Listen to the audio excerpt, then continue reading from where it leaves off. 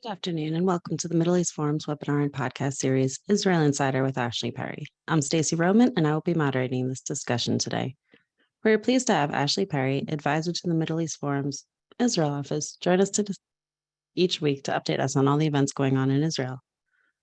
Mr. Perry will be giving us a briefing on current Israeli affairs for 15 minutes, then open it up for questions. Should you wish to ask a question, please use the Q&A box located at the bottom of your screen to type your question. And now, with no further ado, I will turn the discussion over to Mr. Ashley Perry. Thank you very much, Stacey, and good evening from Israel.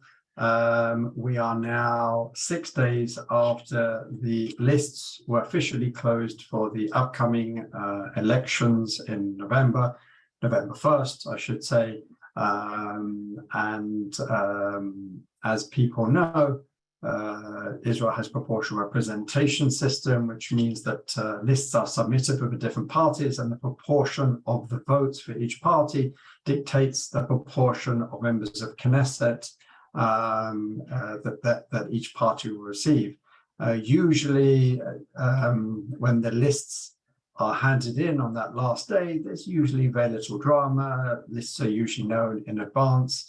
There's nothing too exciting about it. Usually the sort of jockeying takes place a few days before, and sometimes there's a little bit of drama, but everyone knows how it will work out.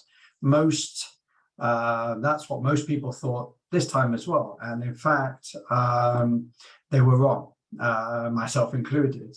Most people thought that the joint list, the three Arab parties, apart from Ram, who broke away last elections, the Hadash, Tal, and Balad list, three Arab parties, different ideologies. You have a bit of nationalism, you have a bit of communism there, different parties, but they run together for expediency, because none of them on their own will pass the electoral threshold. Ram tried it successfully, but probably none of the other parties have enough support, partly because while the Arab community is at least 20% of Israel, many do not vote. In the last elections, I believe it was about 40% of eligible voters in the Arab community did vote. And that was enough to send both Ram, I think, with 4 seats, and the joint list with 6 seats into the Knesset. There was a higher 15 seats a few elections ago, but we certainly haven't seen anything like that level of excitement in the Arab community. And in fact, it seems to be even waning from that point. As many predicted, the three parties would run again, but at the last minute, after some negotiations went awry, Balad, definitely the most extreme of all the Arab parties, decided, or it was decided for them, that they would not be able to join the Tal Hadash list. Tal leader is Ahmed Tibi, Hadash leader is Ayman Odeh, who is the leader of the joint list. Hadash, being a communist party, even has a Jew. They usually place a Jew on their list. Tal is what they would call a center-left party, but on the Palestinian issue, obviously very pro-Palestinian. Balad is even more extreme, does not believe there should be a state of Israel, at least a Jewish and democratic state of Israel, believes it should be a state of all its citizens. And the fact remains that Balad were not on the joint list, and that could hamper both Balad's chances, which are now nowhere near the electoral threshold, but even potentially the Tal Hadash list, which according to many polls is now polling around 4, perhaps 5, which is, 4 is the lowest that any party can get because of the electoral threshold. So that's a real problem for Balad, certainly, and perhaps even for Tal Hadash list. And what this does mean, first of all, that there's a few things that commentators have indicated. First of all, it has raised slightly the chances of greater Arab participation. There are some in the Arab community who would not vote for the joint list because they stand for one party and they disagree with some of the others. Many average Israeli sort of viewers would just see the Arab lists as interchangeable. What does it matter if it's Balad, Tal, Hadash, Ram? They're all the same. Although Ram obviously is an exception since taking part in the the current government. But there are differences. There's differences of religious outlook, of where they stand socially, financially. Some are communist, as I said, some are more centrist, where they stand on a two-state solution, how they see the future of the state of Israel. So there is a theory that perhaps this could ignite more excitement around some of the list because they've split, and because ideologically now some voters may feel that they can vote for the party they want rather than the amalgamation. We see on the Jewish Israeli side, many of the parties that have run together in the past and never as strong as the sum of their parts individually. So that may also be true of the Arab street as well. But going up a few percent is not going to really make the difference. Balad, as I said, at this point in time, are nowhere near. They are trying to get a message across to try and engender widespread support by claiming that this was Yair Lapid's doing. It's a conspiracy, trying to divide the Arab street even further, trying to make sure that there's less Arab representation. And that's a message which is starting to catch on. But again, according to all polls, they're nowhere near the electoral threshold. What we should also say is, like other communities, many of the Israeli pollsters do not poll the Arab community as well as they do some of the others. What this does do to the elections, though, it certainly changes the map because, as we've talked about previously, if one party on one side of the map does not pass the electoral threshold, that tilts everything towards the other. And since this breakup, and since Balad have not been able to get anywhere near the electoral threshold, every single poll from every pollster that's been released in the last 5 days, and as we know, Israeli pollsters are probably the most successful job in Israel during election time. There's polls, if not every day, every other day. Every single poll has now shown that the so-called Bibi bloc, the right-wing religious bloc led by Netanyahu with the two ultra-Orthodox parties and the National Religious Party, get at least 60. Before this, they were polling 58, 59, not close enough to that hallowed 61 that we've talked about many, many times. Now, some polls have even given them as much as 62. Netanyahu himself is certainly emboldened and is telling all his supporters at all events, we already have 61 in our pocket. It's up to you whether we have more, to really try and rally his supporters. But what is clear is the fact that Balad are running separately certainly tilts the map in favor of the right-wing bloc, makes a left of center or anything that resembles the current government's chances of forming a government, I would say relatively minor.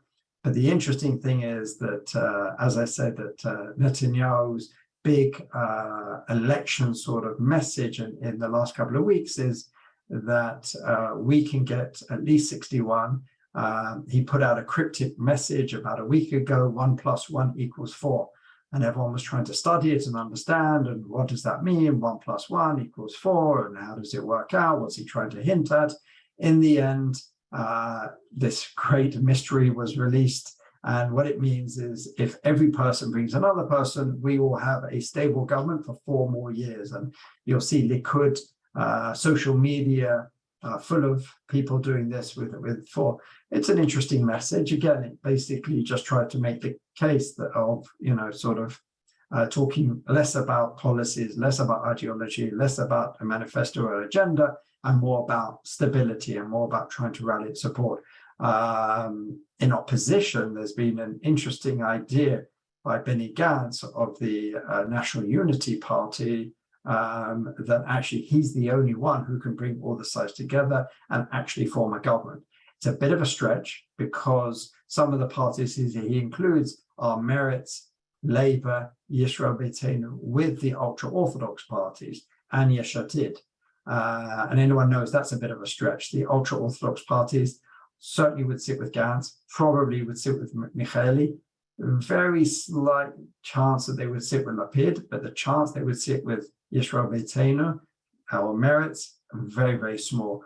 But he is trying to counter Netanyahu's messaging that for sure he is the only one who can bring a stable government for the next 4 years. The other slight surprise that came out just before the lists were submitted to the Electoral Commission was the fact that the short-lived Zionist Spirit Party, which was Ayelet Shaked and some of the other former Yamina MKs, joined with Yoaz Hendel and Tzvika Hauser to join the Zionist Spirit. It was clear that they were struggling. They were struggling even to get close to the threshold. But what was the biggest problem, the biggest challenge for this relatively small group was that they could not agree what would happen after the elections. Ayelet Shaked very much wants to sit in a right-wing government.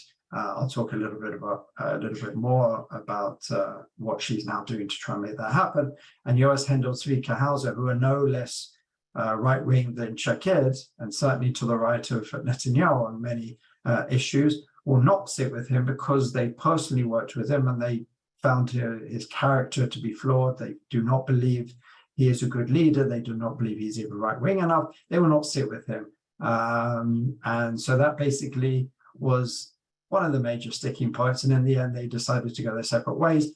Hendel and Hauser have decided to take a break from politics because without Shaked, they stood even less chance. I think that on their own, they were polling 0.123%, which is obviously a long way from the electoral threshold.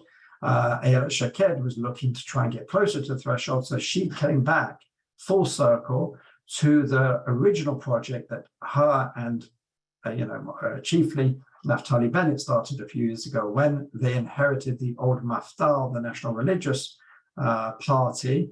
They rebranded it into the Jewish Home to try and make it more amenable to traditional Israelis, secular Israelis, to get some excitement. And at first there certainly was excitement.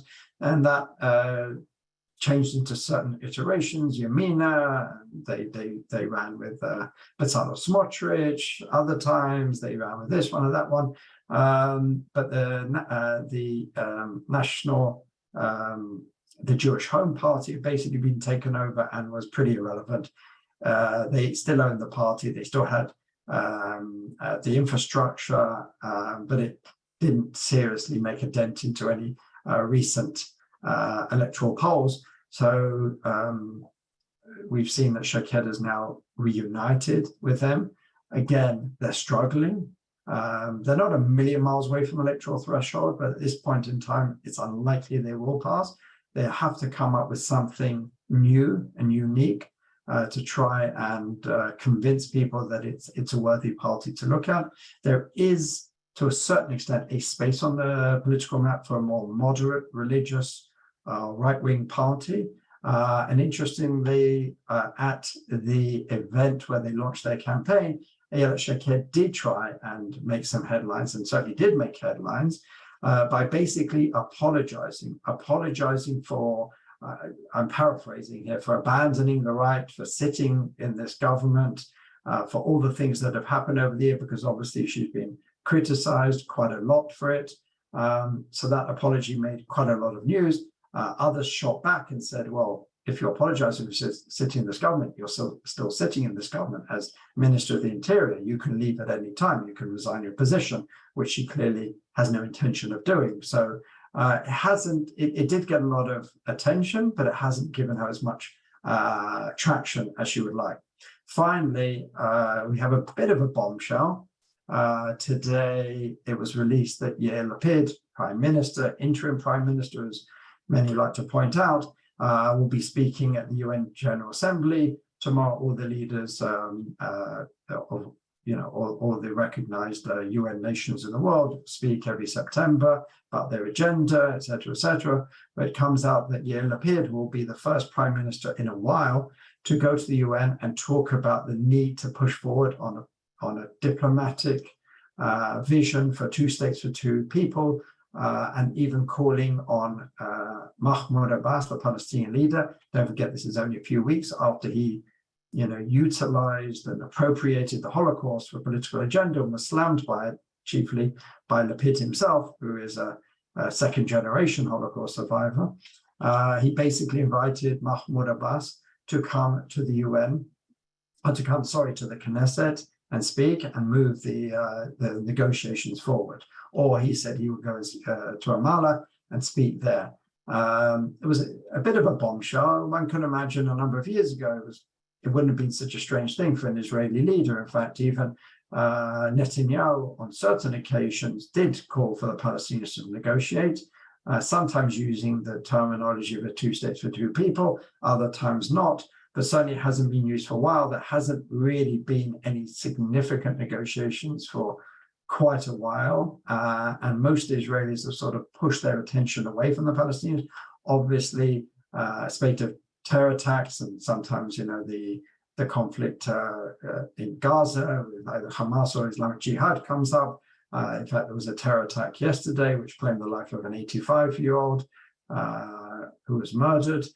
So the Palestinian issue is on the agenda, but the idea that negotiations can be moved forward with someone like Mahmoud Abbas, especially after what we're seeing in the Palestinian Authority, that he's losing power, he's losing grip, does seem out of place. But it does seem like it's a gambit by Lapid to try and focus the left or the left of center into an agenda, and he's trying to show that he is a statesperson. He is a person who can deal with the pressing issues, even if most Israelis would not describe it as pressing. In fact, every poll that I've seen puts the Palestinian issue negotiations, at least, rather than security issue, really, really low down their agenda. But perhaps Yesh Atid are reading different polls, have polled differently. Perhaps for their base, this works very well. The fact is that they've released these details a day in advance to try and get some attention. Perhaps before it, there has been a lot of attention. As one can imagine, those on the left have welcomed it. Those on the right have slammed it and tried to point out that this is why they felt that, Lapid as prime minister was such a danger. A return to Oslo, as some have called it. So it does seem like for the first time in quite a number of elections, quite a number of years, it seems like the Palestinian issue could be back on the political agenda, because when the prime minister raises it, especially at the UN, and I'm sure beyond that, it will certainly be something on the mind and will perhaps take the ideologies back to where they are, the left and the right, and really showing where people stand and where the parties stand on this. So that's quite rare, because as I've been saying for a number of weeks, there aren't really issues at stake. It's more about personalities, more about electoral mathematics. So now we do have an issue which is certainly going to divide the political parties. And we'll see exactly how that plays it out in the coming days and weeks. And with that, happy to answer any questions.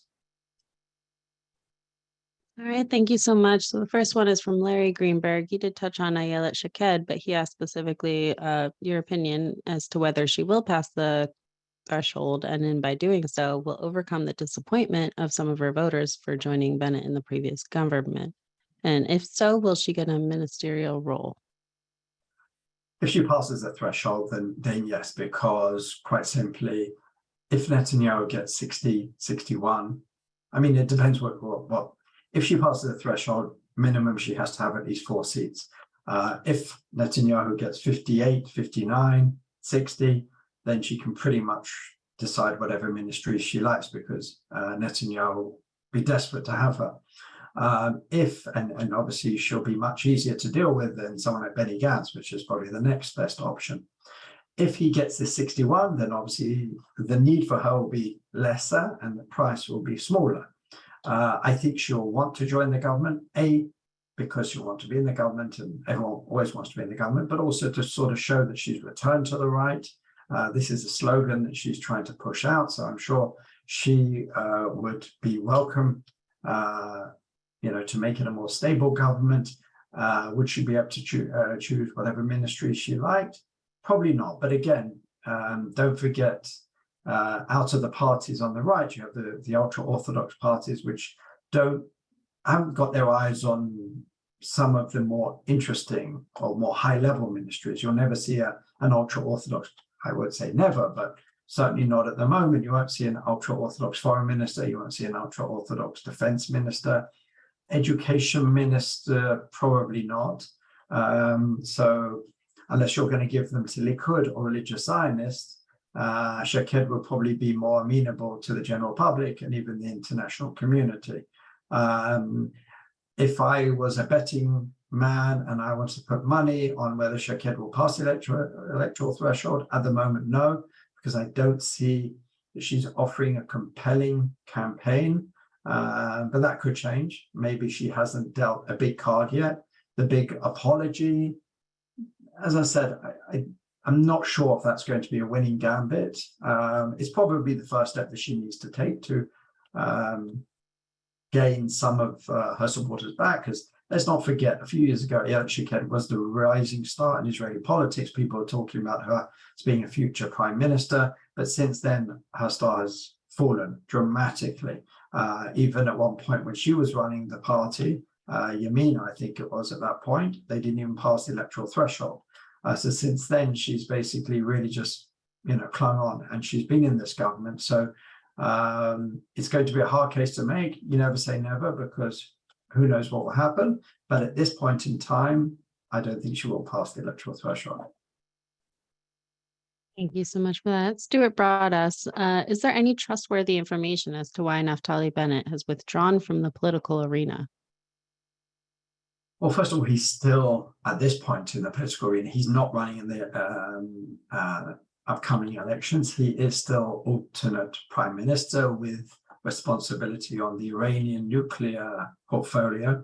Interestingly, he did come out tonight. He was one of those who reacted to these reports or these leaks about prime minister, interim prime minister, whatever you want to call him, Yair Lapid's speech about endorsing the two states with two peoples solution and calling on Mahmoud Abbas to negotiate. He basically said that this was a bad idea.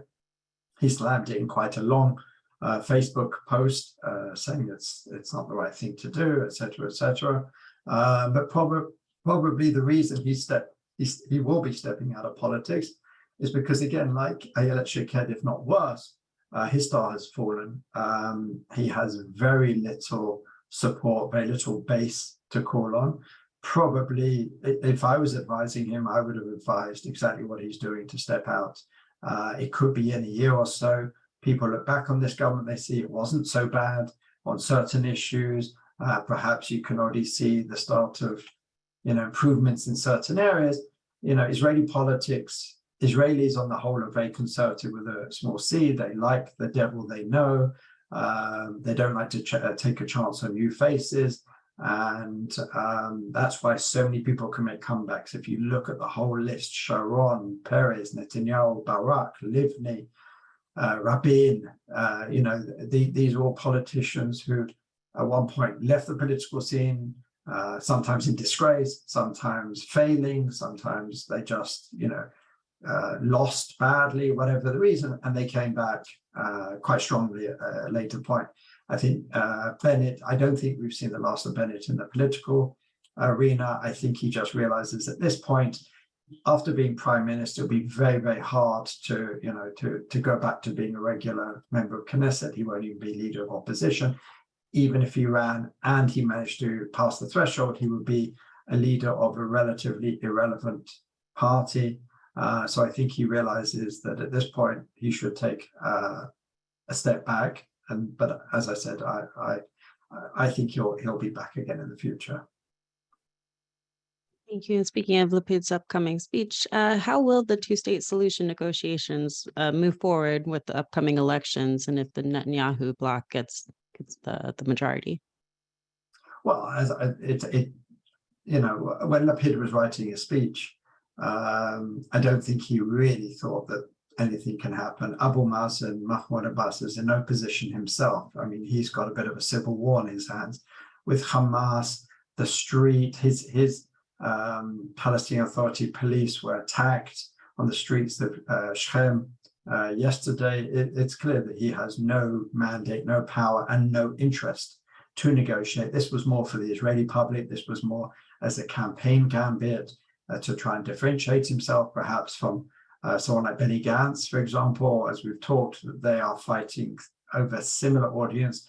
Benny Gantz will struggle to define himself in this issue because he has people like Eisenkot, who are probably to the left of Lapid, or certainly to the left of Gantz on this issue. But then you have Gideon Saar, a major partner, I think number 2 on the list, who is adamantly against the two-state solution and in fact slammed Lapid for even suggesting that he will come out and talk about it tomorrow. So it's probably a way to differentiate himself, to come out and lead, look like he's open to negotiations, he's open to meeting with Mahmoud Abbas, who he has met with, but again, he slammed recently because of the misuse and abuse of the Holocaust. So it wasn't really, I don't believe that there's really any mechanism that's being pushed forward for these negotiations to take place. It was more rhetoric that's going to be useful for the upcoming elections. Understood. Carrie Hillebrand asked, there were reports of Pakistani and Indonesian diplomatic delegations in Israel. What do you know of these visits, and are diplomatic relations on the horizon?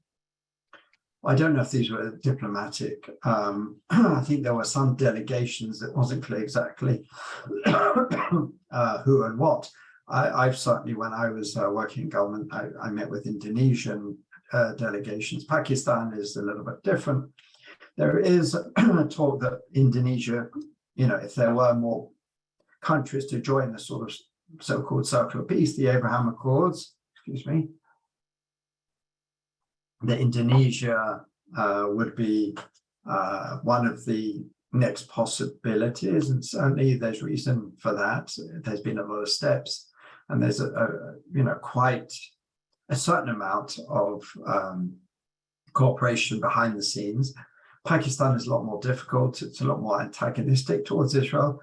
I believe last time a Pakistani journalist came to Israel, he lost his job upon his return. So I don't think it will be, it certainly won't be any official government or ambassadorial position or anything like that. But it does show that the taboo against visiting Israel, even amongst those nations which do not have relations and are even officially antagonistic towards Israel, has been broken to a certain extent. And we're seeing these types of delegations relatively often. This is not necessarily something new, especially from the Indonesian side. Absolutely. And Barak Korkmaz asked, what about Turkish-Israeli relations? Is strategic cooperation on the horizon, or is it just pragmatic leadership? Well, I think there's certainly a certain amount of pragmatism, and Yair Lapid, I think, is going to meet with Erdogan, Turkey's Erdogan, I believe at the UN. I think I saw a mention of that. And that's certainly historic. I don't think that Erdogan has met with a prime minister for a good number of years. He did meet with the president, Bougie Herzog, a few months ago. He was invited to Ankara, there was a state ceremony, etc., etc. But prime minister level is a whole different level to that. And there's a return of ambassadors. It's still at the pragmatic level. We certainly are not seeing the warm ties that there used to be before Erdogan, and I don't think we'll get back to that. But there's an understanding that Erdogan needs Israel at this point, both regionally, economically, diplomatically, and I think Israel is responding to that. They understand, they have eyes wide open about the meaning of this relationship, but I think it will certainly get stronger. But that is from a very, very weak position that we had a year and a half ago. Thank you. And last question. Stephen Orlow asked, how do the pending criminal court cases affect the prospect of Netanyahu serving out a full 4-year term, should he get it? Well, as I've said, the court case is going slowly, and that's very much in Netanyahu's favor. His lawyers are very much interested in delaying, stalling as much as possible to let it go on as long as possible. But even when a verdict comes down, there'll be quite a lot of appeals. People talked at the beginning that this could go 3, 4, 5 years until there's a final decision one way or another. The big debate is whether what happens in November in the elections could lend themselves towards a plea bargain. He was close to a plea bargain earlier in the year, but coming back to Balfour, coming back to the prime ministership, perhaps gives him more leverage if he's prepared to give it up. I'm sure he isn't.